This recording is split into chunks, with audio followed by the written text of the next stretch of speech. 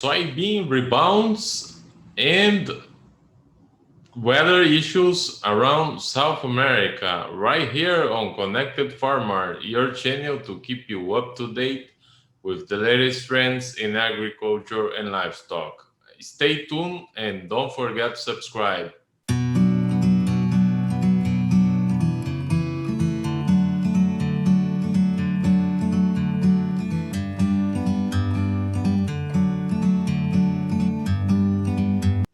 So we are here with Michael Zuzolo, and I'm going to start asking him about these rebounds for both corn and soybean. What's behind that? Mike, how are you? Doing well, Louise. Thanks for having me back. Well, first and foremost, I think that we have to realize that up until Thursday's trade and late Wednesday's trade, soybeans had corrected about $1, and wheat in the soft red complex is still down around 70 cents off of their highs, while the corn is maintaining its 13-year high level of around that 550 area. So if you look at it from that perspective, and then you look at the weekly export sales, it's pretty clear that the soybeans and to a lesser degree the wheat have been able to fall to price levels that have attracted the demand. And so, the old saying, the best cure for high prices is high prices, that when prices fall, you go down seeking the demand again. And we did find that demand again, especially in the soybeans. And as I said, to a lesser degree, the wheat. Corn did not have to drop much to be able to see a literal, weekly export sale number of 7.5 million metric tons. And to kind of put that into perspective, that 7.4 million metric tons, Luis, is about 293 million bushels. That's going to be about 18 and 19% of USDA's carryover from last month of about 1.5 billion bushels. So in 1 week, we drew down almost 20% of the U.S. ending stocks for the old crop marketing year. And I think this is really important as we head into the WASDE report to keep that in the back of your mind, because we're still in need, clearly, of rationing demand for the corn market, whereas the beans and wheat, probably we found some areas that we have allowed for some rationing when we were up at those older, higher levels. So now what I'm getting at is that there's not a lot of pressure on the corn here in coming into the WASDE report. We've got good demand at these price levels. Wheat and beans, however, I think are a little bit different. And this is where the soybeans in particular need to really show a reduced crop. In other words, most of the trade guesses are falling around that 120, 125 level. In fact, when I looked at one of the Newswire estimates, I think 11 out of the 20 or 21 private analysts that were polled were around or below 125 million bushels. So I think the trade is really pricing in about a 125 carryover. It would seem to me we'd need to go below that in order to take those old highs out in the soybeans and in the meal market. And I think that works well with the idea that the recent crop figures out of South America would suggest corn supply production in both Brazil and Argentina are going down still or being cut still, while the soybean production in Argentina and Brazil are holding very firm, if not staying up at the high end of the range. Yes, I'm hearing from some Brazilian analysts that they are confident that the higher prices for both corn and soybeans in the domestic market would remain strong until the middle of the year. Yeah, and that would resonate with me because of the planting delays and the harvesting delays that we're facing and the currency markets that we've had this past couple months, because the US has been in kind of a prime spot in both of those areas when it comes to a weakening currency. Now, having said that, we've just made a new 9 week high in the US dollar, and the spot dollar index has not been above its 100-day moving average since May of last year. So we're talking about 10 months ago of levels that we have not been able to get above that moving average. So the dollar is moving higher, the real is moving lower, the peso is moving lower, and the Chinese yuan looks like it's getting ready to try and break support as well. That needs to really be watched, especially as we go through the middle of this month, because to your point, I think those private estimates out there, I can't get above 130 million metric tons in Brazilian soybean production at this point. I'm still at about 127.5, and I can jump up to about a 129 level after next week if we get these rains that are expected to come in some of these key areas. But to get over 130, it's going to take a lot for me to get over 130. But your point is well taken. And that goes back to the idea of, well, after the February crop report, after we see the acreage numbers from USDA and their baseline projections later this month, what do we have to trade on that will feed the bull? And this goes back to the USDA supply demand numbers here next week. And I think the picture for corn is a very different one compared to soybeans because soybeans need less rain. And for 60 days in some areas of Brazil, there wasn't any rainfall. So corn indeed would suffer more. Yeah, especially after the planting time period, it's going to need quite a bit of rain in order to withstand the typically very high temperatures that this safrinha crop is going to have to endure because it's so late. And I think this goes back to the Argentine crop as well. It seems to me that we're just running out of time to make that crop any bigger. And I think it was BAGE came out and confirmed that they are looking at a 100 and I guess it was Brazil's agriculture minister came out and said they were looking at a soy crop of about 132 to 133, but their corn crop was, he just said, more than 103. Well, that's pretty interesting because USDA is at 109, and the USDA ag attaché just updated us this week and put his number down to 105. And so if it's at 103, that would be quite price friendly. And I think price bullish the corn market if it was that low.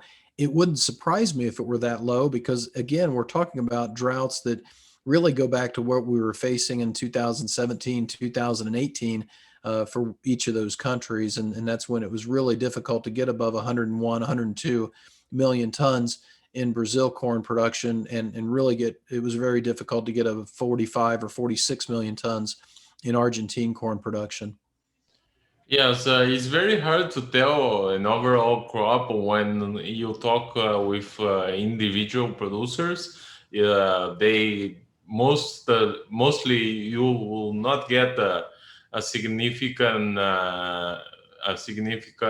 number in terms of statistics. But I talked to some producers that in the northwest of Rio Grande do Sul, they lost roughly 90% of their first crop corn. Yeah, and I did a special update on the South American production, focusing on Mato Grosso, just north of where you're talking about. And even with these February rains that we've seen and the late January rains we've seen, the year-to-date moisture levels on some of the PCAD data, some of the USDA satellite data would suggest we're still cumulatively in certain areas below last year's levels. And so that really calls into question, other than the fact that in soybeans, we've seen that acreage increase. But in corn, I don't think we can rely as much upon that. So what I'm saying to clients is what I've been talking about for many months now, is that it seems to me that the better commodity as far as holding its value or going higher is the corn commodity versus the soybeans.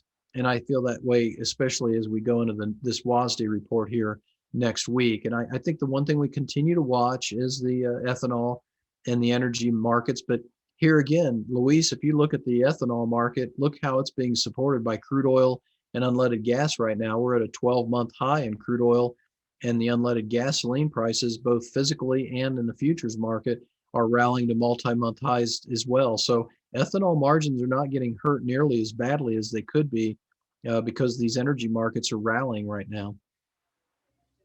Well, and an additional factor that is related to these crude oil prices, it would be easing restrictions because in some states of the U.S., like California, they just lifted restrictions, and that would create more demand for fuel.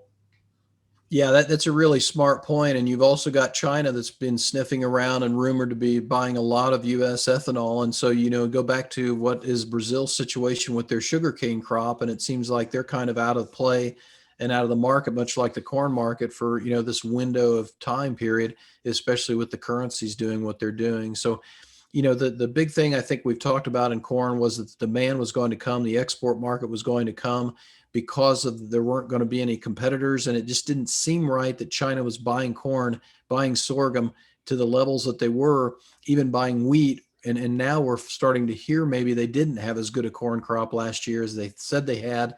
And on top of that, the quality issues are still very, very prescient. And so they're needing not only to replenish, to be able to crush and to be able to blend bad corn with good corn, but their crop was short to begin with. And that this resonates and makes a lot of sense to me because what was it 4 months ago? You and I were talking about, I think, the Three Gorges Dam potentially bursting because of so much water and flooding in their primary wheat and rice areas. So it would make perfect sense to me that between the army worms and the drought in the north and what happened last summer in their central areas, that they really wore down their domestic supplies because they had to substitute a lot as they tried to rebuild their hog herd and also try and manufacture more poultry because the African swine fever is still hanging around some of these producers in some of these regions. Plus, I'm hearing that the Chinese consumer is moving towards poultry and chicken meat, especially in lieu of pork, because they're kind of losing confidence in the pork being safe. And I'm hearing that China is also selling more of their grain reserves recently. Yes, and there was some talk in the markets early this week that they had washed out of soybean oil and palm oil and soybeans. And this, you don't know whether it's a factor of they've overbought or whether their crushing facilities can't keep up, or whether it's just that they didn't need it and their price was they didn't need it at this specific time and they could resell it at a higher value and then repurchase at a lower value and make a profit on both ends. And this is a flag. This is a warning flag for us because it was reported that that happened to Brazil this week.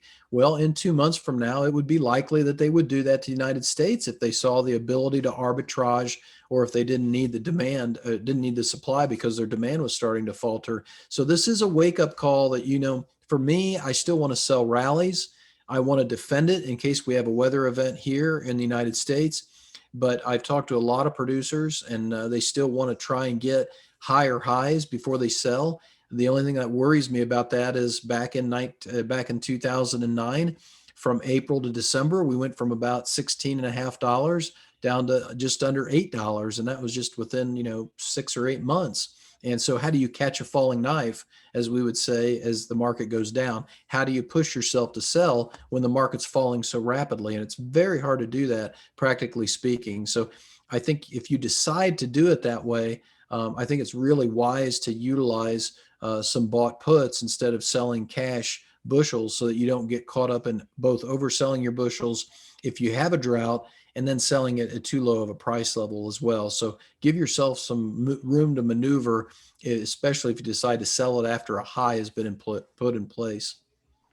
Yes, and another thing that we can point out is to the possibility of more trade between large producers of protein like US, Brazil, and Argentina. Do you think that's possible in the short and midterm? Yes, but I think it's going to be limited just because of the calendar that we're at right now. I think that the demand from South America is going to be probably a lot lower than what we once thought it was going to be, as far as them importing our grains and our soybeans or our meal, just because they're coming online relatively soon. And I have to wonder about the infrastructure in those two countries as well, because we've had port issues, trucker issues. There's a lot of infrastructure issues this past 6 or 8 months in Brazil and Argentina, both countries. I don't remember hearing or feeling or seeing this very much in the past. So it seems like there's quite a bit of unsettled issues with the political side of the equation for agriculture in particular in both Brazil and Argentina. So I really question if the infrastructure can take on that many imports right now just because of what they're contending with. Yes, and with corn as the leader commodity, what do you think is going to happen with wheat? Wheat will just follow? No, I think wheat will find support, but you bring up a big point. I was just tuning into my wheat corn spread because I have to look at it about every 15 minutes because it keeps falling so dramatically. We held above the $1, 105 level earlier this week, but when we went below that, you could tell that there were some big sell stops underneath that market because after about 18 or 24 hours of trading, we're down to 86 cents now between soft red wheat, lead month futures minus lead month corn. So you are in feed category in the wheat sector right now. So the question becomes, does the wheat stay at this level against the corn and generate more feeding by livestock producers to switch from corn or milo over to wheat and go after wheat, both here in the United States, South America, if they have it, and also in Asia? We got to remember Australia is coming back online. They do have a decent crop this year. I'm hearing they're already in the export market. I'm hearing farmers are letting go of some cash grain and making some forward sales because they feel like they're going to have a good crop. So I think this dynamic between the wheat and the corn is going to become more and more important as we get to the planting season, because at some point in time, Louise, if we don't have a weather dormancy wheat issue weather-wise, and we're getting a lot of rain and a lot of snow in the middle part of the United States, I think at some point the trade's going to say, well, do we really have a drought coming in the corn belt this coming year? And if not, why am I long? And I think there's still a lot of La Nina longs, as I call them, in this corn market right now. So we need wheat more and more and more as we get to springtime, is what I'm saying. And what is your expectation with for hog exports? Because we have talked a lot about the African swine fever issues in China and around the world. So, do you think there will be more demand? Yes, I do. And I think this is the bright spot heading into deeper into 2021. Europe has avian flu. South Korea and Japan have been calling a lot of birds due to avian flu. Vietnam, China, several other countries have African swine fever. I'm hearing now that China has PED virus. And we've talked about it, I think, here before, that we here in the United States have a PRRS issue in our hog herd right now. So it seems to me that we will be a primary exporter of proteins going into the middle of 2021, and that's good news.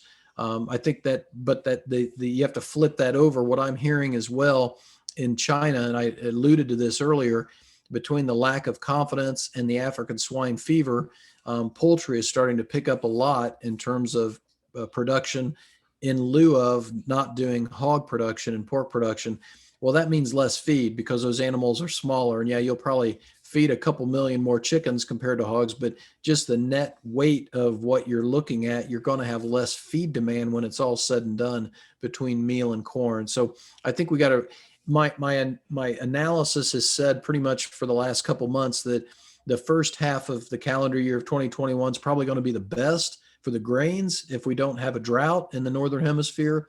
The second half of 2021 will probably be the best for the livestock, and I still feel like that's holding up pretty well. And for beef, do you think is a very different scenario because we are still getting out of recession around the world? Yeah, I think we're putting a lot of getting out of recession in the futures price right now, and we're putting a lot of fund money in back into the cattle market and the feeder cattle market, if you ask me, Luis. So I would say watch this separation and the difference and the divergence between the futures, which is running about $3 to $5 higher right now than the cash market. You're trading 116, 117 in the February live cattle. The April is at 123 plus, and yet the cash market's still stuck at about 112, 113. So between the funds and what you're talking about with this expectation of a big demand push and COVID ending, you're building up a big futures premium. And the bigger that premium gets by the end of the month, the more I want to hedge into it. I've got cattle hedges in place, but I converted the short futures to bought puts about a week and a half ago. So I'm real eager to get feeder hedges in place, reestablish some fresh cattle hedges, and probably even look at some hog hedges between now and the end of the month too. Now let us hear your summarized marketing strategy. Well, I still like the sell and defend model because I still think we're similar to 2008 in terms of the soybeans, especially. I think the weather market, no one's going to be able to predict and know whether it's going to come or not. So re-owning your sales with a bought option and having that in place going through the summertime seems to me that's the best way to lock in a wonderful profit per acre. And I'll even start looking at some 22 sales for soybeans if we can make another move to the upside. Well, that was a great interview. Again, Mike Zuzolo. Thank you, Luis.